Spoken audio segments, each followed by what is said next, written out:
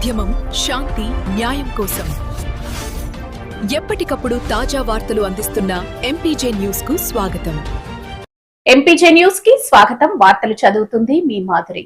కాకినాడ జిల్లాలో సేవా కార్యక్రమాలతో ముందుకు సాగుతున్న movement for piece and justice సంస్థ మరోసారి తన సేవా భావాన్ని చాటుకుంది. రామకృష్ణారావుపేటలోని ఇస్మాయిల్ వేది కొత్తూరు మదీనా మసీదు సమీపంలో మండు టెండను లెక్క చేయకుండా మజ్జిగ పంపిణీ కార్యక్రమాన్ని ఘనంగా నిర్వహించారు.